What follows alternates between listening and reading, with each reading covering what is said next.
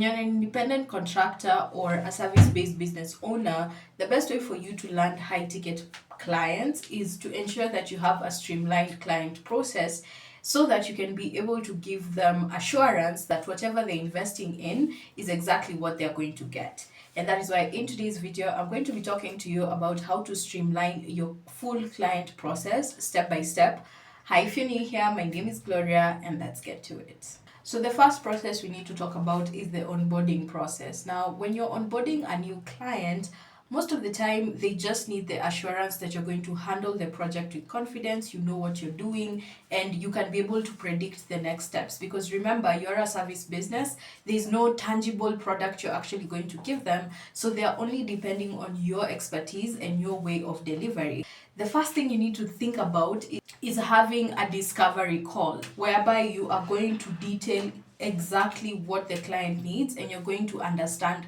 what they require you to do in hindsight, because that is the best way for you to define what their problem is, and a discovery call is the best way to establish a good fast basis working relationship. The second thing that is going to follow up in your onboarding process will be a welcome document, because this is the best way for you to make the client feel at home and to feel that you know exactly what you're doing, because in that particular welcome document you are going to ensure that you've given them all the details of all the necessary things they need to know, so that when it comes to their turn to give an input in whatever part of the project you need some information, they are well aware of what is supposed to happen. Now, do note that you will have to update them and continue reminding them of where they need to put their own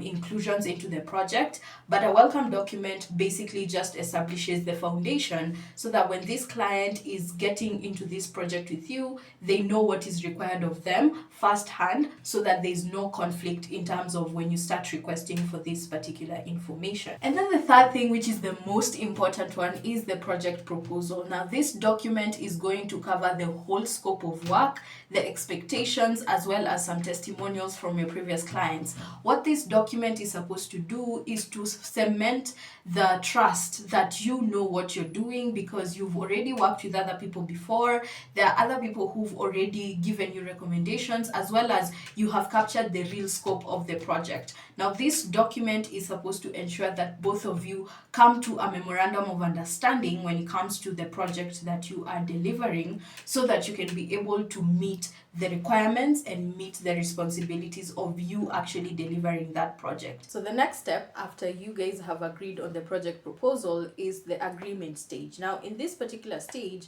both of you are agreeing on what your key responsibilities are, and you're coming to an understanding of how the project is going to continue until you guys complete it. So the first document that goes into this particular process is a contract. And guys, if you're a service-based business or an independent contractor, if you're trying to not get snowballed or to not get thrown under the bus in terms of client payments and people following through with what you guys had agreed, you need to have a contract. Now, I wouldn't want to give you a detailed outline of what the contract looks like, but if you search online and if you consult lawyers, you can be able to find out how the contract structure is supposed to look like and what you're supposed to include in your contract. Then the second document that's going to be very important in this particular stage is the invoice, because you would want to get at least 60% of the total cost of the project up front based on the payment terms that you guys have agreed on, so that you do not get thrown under the bus, honestly, because for service businesses, service theft is actually a thing. And then the third document that goes here is the intro document. Now, this document essentially is supposed to cover where they can be able to access their project portal, where they can be able to access their client dashboard, as well as where they can be able to monitor the project process as it ongoing. So what is the project planning or the project management tool that you guys are using to ensure that you are able to keep them up to date as you continue with the project. So the next part in your client process is going to be the project setup. Honestly, when it comes to your project setup, you really need to think about the client, because the client needs reassurance that whatever you are doing, it makes sense and it's easy for them to track the progress of what you are doing. And that is why the first thing you need to have is your project dashboard or your client dashboard. Now, when you're building your client dashboard, honestly, it it really leans into your personality, because you have to think about what are the things you would expect in a project, and you would need to wear the shoes of a client. What exactly do they need to know? What exactly do they need updates on? And what do they need to look at in terms of data and progress, so that they can be able to see the work that you're doing? So when you're building your project dashboard, make sure you have that at the back of your head. And then the second thing you need to have are your access files. Now, the access files, essentially what they're supposed to do, they're supposed to give a detailed review of exactly, or data driven review of what you've been doing over the time you've been working on that particular project. Now, those access files are essentially linked to the project dashboard or the client dashboard, so that they can be able to access them. And then the third thing that goes in here is project management. Now, when you're building your project dashboard, honestly, you need to have